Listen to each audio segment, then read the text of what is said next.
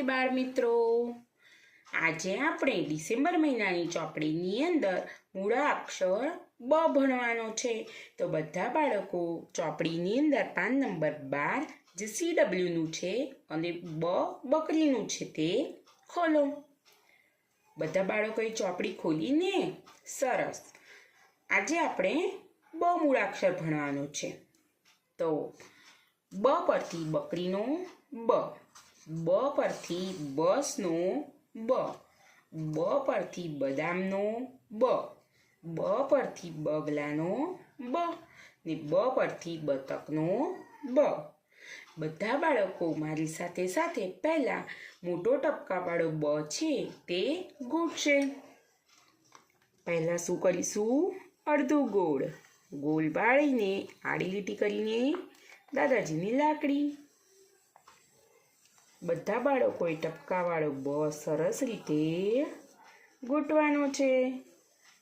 સરસ રીતે ગોઠીને બ સરસ જાડો કરી દેવાનો છે, જેથી તમને જલ્દી લખતા આવડી જાય। હવે આપણે ટપકાવાળો બ લખીએ। ટપકાની ઉપર બધા બાળકોએ સરસ રીતે પેન્સિલ ફેરવવાની છે અને બ લખવાનો છે।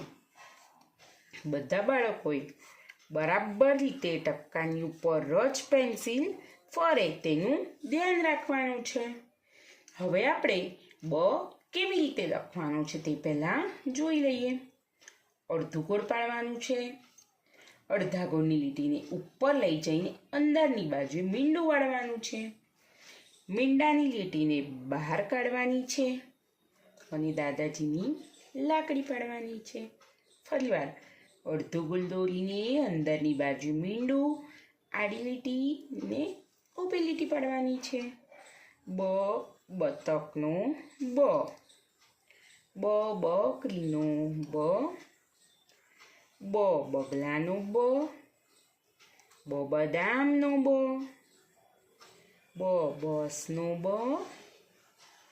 બ બગલાનો બ, બ બસનો બ, બ બદામનો બ, બ બગલાનો બ,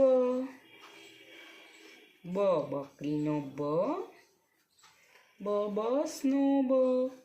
બાળકો ચોપડીમાં લખતી વખતે બંને ભૂરી લાઈનને અડકીને જ મૂળાક્ષર લખવાનો છે, તે તમારે ધ્યાન આપીને લખવાનું છે।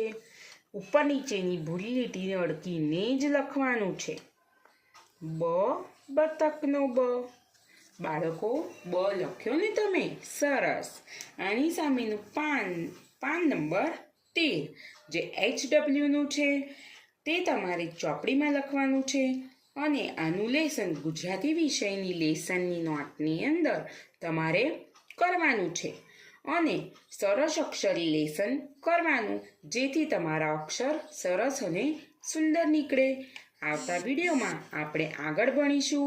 ત્યાં સુધી ચાલેલ અભ્યાસક્રમનું વારંવાર પુનરાવર્તન કરતા રહેવાનું છે। આવજો બાળકો, ઘરે રહો, સ્વસ્થ રહો।